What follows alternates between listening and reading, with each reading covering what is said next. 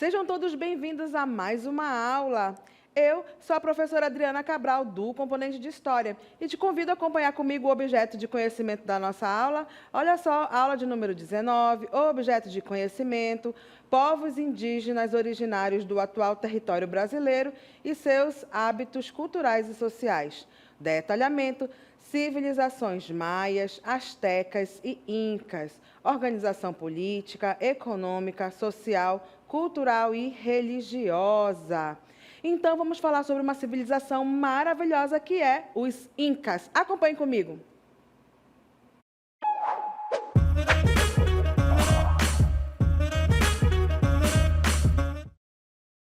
Também conhecidos como um dos povos pré-colombianos. Então, a aula de hoje vai ser sobre os Incas, ok?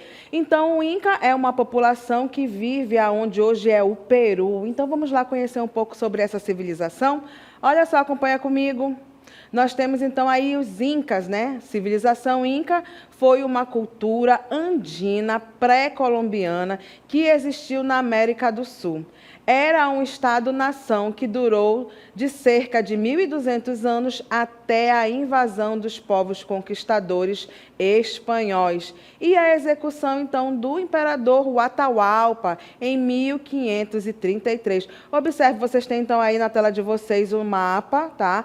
A civilização, então, Inca, ela pegava, né, toda essa parte, então, do Equador, a parte do Peru, ainda adentrando ali a algumas outras regiões, como a Argentina e o Chile. Então, percebam que ao longo desse mapa, não é mesmo, toda essa trajetória aí que tem em verde, né, e em outros tons também, eles pertenciam, então, a essa civilização Inca. Claro que, ao longo, então, do tempo, vai perdendo territórios, porque outros povos, né, irão também aí, né, pegar uma parte, então, do seu território, algo normal quando a gente vê, então, que as civilizações, né, pré-colombianas ali, elas ainda estão, não é mesmo, atuando com outras e outras civilizações que também existiram. Mas os Incas, né, foi uma civilização bem importante, e exatamente por isso que a gente precisa saber um pouquinho dessa história.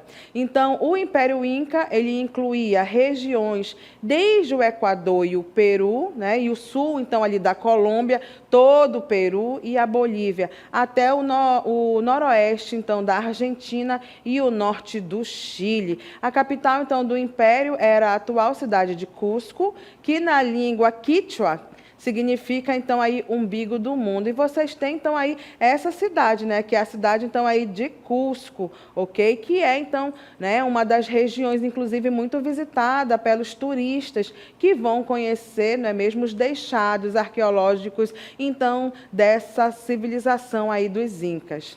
Então, vamos falar um pouco sobre essa civilização, né? A civilização Inca, ela passou a tomar a feição de um grande império a partir, então, do governo do imperador Pachacuti, que incorporou outras populações ao poderio Inca militarmente. Então, ou seja, a partir então do governo do Pachacuti, nós vamos ver o quê, não é mesmo?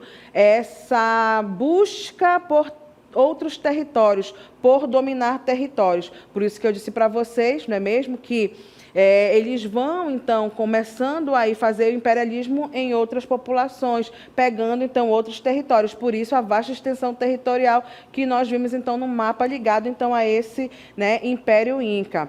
O imperador, ele era chamado de O Inca ou Sapa Inca. O Sapa Inca era o principal guardião de todos os bens pertencentes ao Estado, incluindo a propriedade das terras. Ou seja, percebam então que a partir então do imperador Pachacuti, nós temos então uma vasta extensão territorial sendo conquistada. Por quê? Porque aos poucos ele vai se armando militarmente. Então o Império Inca ele vai dominando ali territórios. Por isso então, né, essa vasta extensão territorial aí que pegava, inclusive, né, outros locais, como o Equador, uma parte então ali da Argentina, né, Chile. Então percebam a importância militar nesse período para então o quê? A aquisição de novas terras.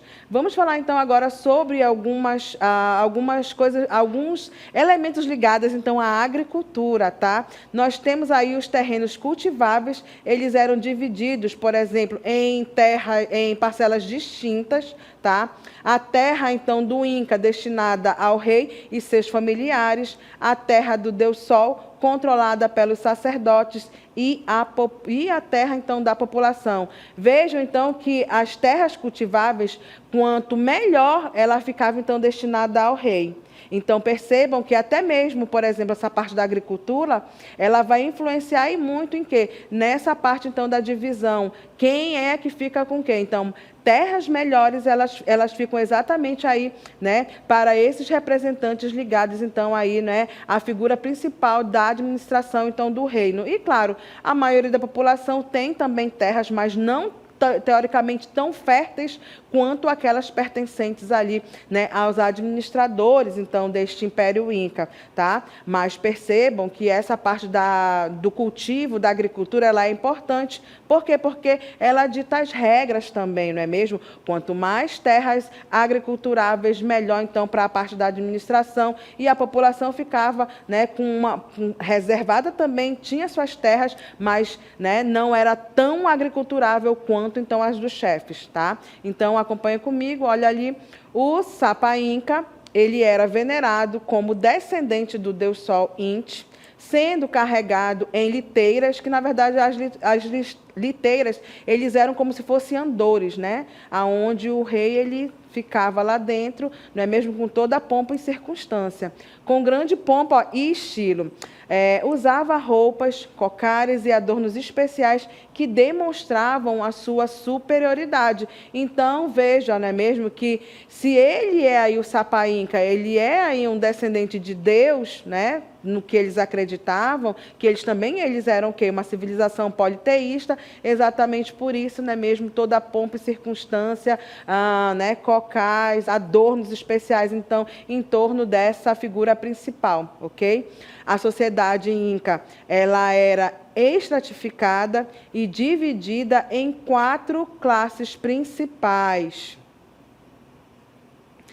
A primeira era a família real, nobres, líderes militares e líderes religiosos. Estas pessoas controlavam, então, o Império Inca e muitos viviam em Cusco. Então, percebam, não é mesmo, que se a família imperial ela está ali no topo de uma pirâmide, né? A gente pode colocar assim, ou seja, melhores terras, não é mesmo? Tem ali toda essa parte, se a gente está conquistando terras, então todos os tesouros que são encontrados também pertencem, teoricamente, o quê? A essa família. E, claro, toda a família imperial ela tem, então, uma corte. Então, a corte ela vive ali muito próxima também, né, a quem governa, ok? Então, olha só, vamos lá. A seguir estavam, então, quem? Os governadores das 4 províncias em que o Império Inca era dividido. Eles tinham muito poder, pois organizavam as tropas, coletavam os tributos, cabendo-lhes impor a lei e estabelecer a ordem. Então, percebam também, não é mesmo, que se temos aí os governadores das 4 províncias, é porque o território inca, ele era, então, grande. Exatamente por isso, colocam, então, ali pessoas para administrar para este rei, para este administrador. E é claro que tem que funcionar, então, todas essas terras, né, fazendo o quê? Fazendo exatamente aí, coletando os tributos e, claro, né, tendo aí todo o aparato de dominar a área para que outros povos não pudessem, não é mesmo, fazer o seu imperialismo. Então, por isso, a importância militar que esse Império Inca ele teve, ok? Então, olha só, abaixo, então, aí dos governadores estavam os oficiais militares, responsáveis pelos julgamentos menos importantes e a resolução de pequenas disputas, podendo, inclusive, atribuir castigos. Mais abaixo estavam então aí os camponeses, que eram então que a maioria da população. Entre os camponeses, a estrutura básica da organização territorial era o Ailu. Então acompanhe comigo, nós temos então nessa próxima imagem que eu trago para vocês, exatamente um pouco então a divisão social, não é mesmo? Lembra aí, o Ailu ele era composto por diversas famílias, cujos membros consideravam possuir um antepassado comum. A cada Ailu correspondia um determinado território. O chefe do Ailu era chamado de curaca. Então, olha só essa imagem que vocês têm. Quanto mais próximo, então, à classe dominante, melhores terras, melhores comidas. E, claro, a gente tem também, não é mesmo, dentro dessa classe dominante, nós temos então ali o ápice, que é exatamente, né, a realeza. Então, aqueles que têm, teoricamente, ali, não é mesmo, todo o ouro, toda a prata que é encontrado de outras, né, civilizações na qual ele vai fazendo seu imperialismo. E a classe dominada, que teoricamente, né, a gente sabe que é a maioria da população, e muitas delas ali, quanto mais afastado então desta nobreza, óbvio, né? A gente tem a comida, mas ela não é, vamos dizer assim, né? Na mesma proporção que a classe ali dominante, ok? É claro que eles tinham terras para fazer a sua agricultura, estavam ali muito ligados também a essa parte de trabalhar, defendendo então esse império, né, que é então aí as terras incas, mas a gente sabe que havia uma divisão social importante, né, nessa sociedade. Então, no Império Inca, a agricultura era a base da economia e todos os níveis da sociedade pagavam tributos ao imperador. A agricultura era escalonada, feita em terraços nas montanhas, e já usavam a adiantada técnica das curvas de nível, sendo os primeiros a usar o sistema de irrigação. Os incas usavam varas afiadas e arado para revolver então o solo. Vocês têm aí na tela de vocês, não é mesmo, essa imagem da agricultura, que ela era escalonada, exatamente por isso, né?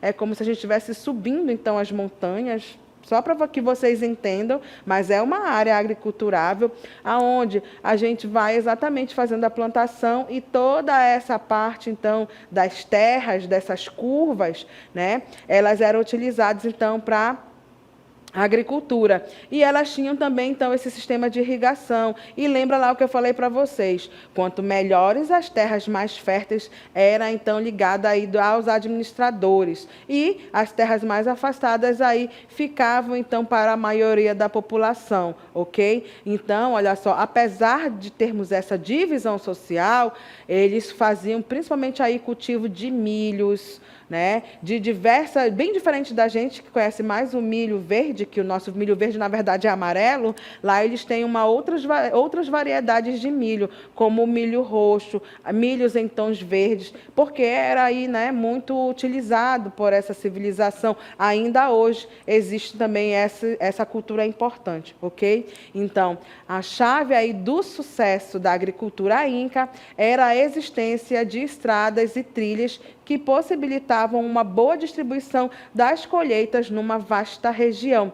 Usava a lhama e a alpaca para transporte das colheitas, embora tais animais fornecessem também lã para fazer tecidos, mantas e cordas, couro e carne. Então, vocês têm aí, né, a cidade de Cusco, e nós temos aí também, olha só, uma lhama, para que vocês possam ver que vamos dizer, ele é quase da mesma família do carneiro, mas é muito utilizado, então, aí, né, nessa região aí peruana, ok? Então, eles tiram, principalmente o povo que mora nas montanhas, eles tiram principalmente aí a lã para fazer, então, aí os tecidos, ok? E, claro, come as carnes, né? Utiliza tudo aquilo que eles podem retirar, então, não é mesmo, da criação, então, aí da lhama.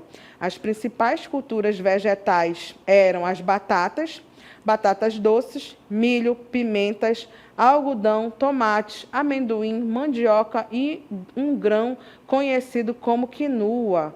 tá? Então, tá aí os tipos de milhos, né? Batatas também diversas, e se utilizavam, então, dessa agricultura para a alimentação. E, como eu falei para vocês, se a gente está muito próximo às montanhas, que lá tem, né?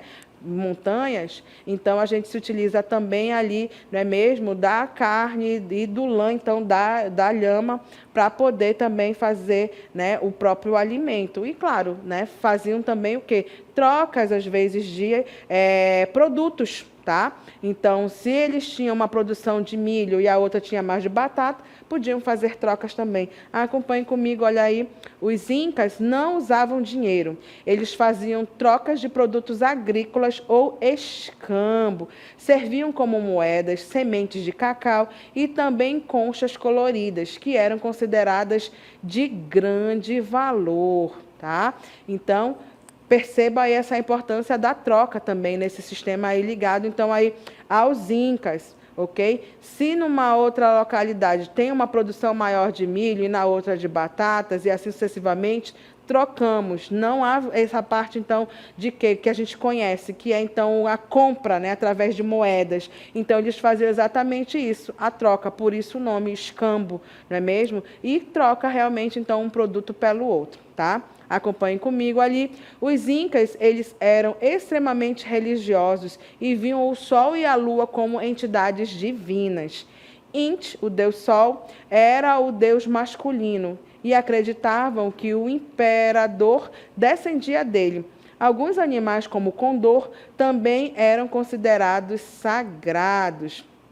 Então, a religião ela era politeísta, ou seja, vocês já escutaram essa palavrinha também. Então, politeísta, né? Poli já quer dizer muito. Então, politeísta, a crença em vários deuses, tá? Então, a religião era politeísta, constituída de forças do bem e do mal. O bem era representado por tudo aquilo que era importante para o homem, como a chuva e a luz do sol e o mar, por forças negativas como a seca e a guerra, né? Então, percebem aí, né, novamente a dualidade. Olha aí a civilização inca também, né, tendo essa ideia, né, de que existe o bem. Então, o que é o bem? É a chuva, é o sol, é o mar. E o mal seria o quê? Então, a seca, a guerra, né, a falta de alimento também era tido, né, como algo mal. Por quê? Porque eles, né, cultivavam, então, através de olhar, então, aí as forças da natureza. Então, teoricamente, né, o bem venceria. Os huacas, né, ou lugares sagrados, estavam espalhados pelo território inca. Huacas eram entidades divinas que viviam em objetos naturais, como montanhas, rochas e riachos, tá? Então, novamente, aí um pouco sobre essa parte do politeísmo. Os incas, eles também ofereciam sacrifícios tanto humanos como de animais nas ocasiões mais importantes. Na maioria das vezes, os sacrifícios humanos eram impostos a grupos recentemente conquistados ou derrotados em guerra, como tributo à dominação. Então, vocês têm uma imagenzinha aí, né, que é teoricamente uma imagem aonde vão ainda fazer o sacrifício, tá? Então, lembrando que eles não faziam de pessoas do próprio império, geralmente eles pegavam, né, pessoas como escravos, ou se ganhasse uma outra civilização através do imperialismo, aí eles tentavam, então, aí, não é mesmo, fazer, então, sacrifícios humanos, tá? Então, lembra aí, tá bem aí, sempre sacrifícios humanos através de grupos, né, conquistados ou derrotados na guerra, tá? Então, para deixar bem claro, ok? Que eles pegam, então, pessoas, né, da qual ele está fazendo seu imperialismo. Então, era uma forma, não é mesmo, de fazer tributo, então, à dominação e etc. Tá? Os incas também praticavam o processo de mumificação, especialmente das pessoas falecidas, mais importantes, então, da sociedade. Junto às múmias, era enterrado a uma grande quantidade de objetos do gosto ou utilidade do morto. Normalmente, o defunto, né, era enterrado sentado. Inclusive, vocês têm aí na telinha de vocês, né, a imagem, então, de uma múmia. Então, vocês percebam também que o processo de mumificação feito por essa sociedade, por essa civilização inca, ela tinha, de certa forma, um nível, não é mesmo, assim, de ciência, porque a múmia é encontrada tempos depois e ela ainda está em perfeito estado. Tá? Então, observem aí com as roupas, a pele ainda quase que íntegra. Então, de vez em quando, tem arqueólogos que encontram, não é mesmo, essas urnas, né, locais onde eram enterrados, então, aí, não é mesmo, pessoas ligadas ao Império Inca. Os incas deixaram grandes contribuições culturais em áreas como cálculo, como a medicina, a arte, a arquitetura e infraestrutura urbana. Como não havia um sistema de escrita para gerir o império, eram utilizados os quipus, constituídos por um cordão a que se ligava cordões menores de diferentes cores. Através do quipu, os incas mantinham estatísticas atualizadas do império, como número de habitantes, tributos pagos e a quantidade, então, de armas. E vocês têm aí na telinha de vocês exatamente isso. Isso é um quipur, tá? Que é, então, esse instrumento que está na mão, né, dessa pessoa. E era assim, então, que eles faziam. São diferentes cordões na qual, então, eles faziam, né, a contagem, então, dos tributos pagos, a quantidade de armas, a quantidade, então, de habitantes. Então, era um sistema bem interessante, né, para a contagem, então, para a matemática se desenvolver aí entre, né, essa civilização inca.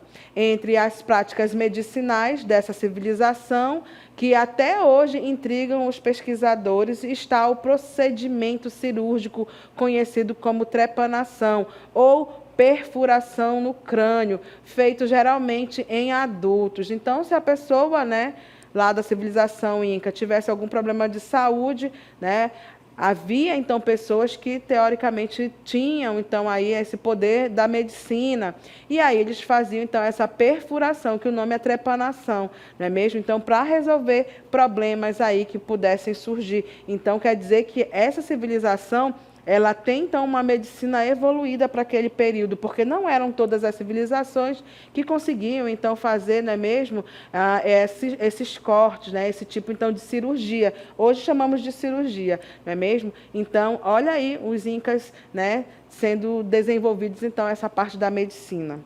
Vamos, então, continuar. Os incas produziam artefatos destinados ao uso diário, ornados com imagens e detalhes de deuses. Eles produziam belos objetos de ouro e prata, e as mulheres produziam tecidos finos com desenhos surpreendentes. Então, aqui vocês têm uma imagem, não é mesmo? Uma não, duas imagens que mostram então um pouco sobre essa parte do artesanato, não é mesmo, ligado aí a essas populações incaicas, ok? Então, vamos falar um pouco sobre arquitetura. Na arquitetura, desenvolveram várias construções com enormes blocos de pedras encaixadas, como templos, casas e palácios. Eram resistentes a terremotos. As cidades sagradas de Machu Picchu, descoberta em 1911, é um exemplo da bela arquitetura inca e infraestrutura urbana, que é essa imagem então que vocês têm, não é mesmo, aí muito ligada aí, né, a essa civilização então aí que são os incas. E agora vamos então trabalhar um pouco como que se deu então esse processo do fim das civilizações pré-colombianas, ok? E aí a gente começa, então, falando como é que deu a decadência do Império dos Maias, tá? A civilização maia viveu seu auge durante o período entre 250 e 900 depois de Cristo. Após esse período, os historiadores apontam que foi iniciada a decadência que levou ao desaparecimento deles. Esse período de declínio é conhecido como período pós-clássico. Os motivos dessa decadência ainda são estudados pelos historiadores, que apontam atualmente como principais causas a falta de alimentos resultantes da superpopulação e do esgotamento da terra, desastres naturais, doenças, além de guerras, tá? Então, durante o enfraquecimento da civilização maia, alguns locais perderam de maneira drástica um grande número de habitantes. Essas pessoas mudaram-se para outros locais da Mesoamérica em busca de melhores condições, então, para viver. Com isso, grande parte das civilizações maias foram abandonadas. E quando os europeus chegaram à Mesoamérica, encontraram essas cidades total ou parcialmente vazias. Então, observem que é uma civilização que ela simplesmente desapareceu.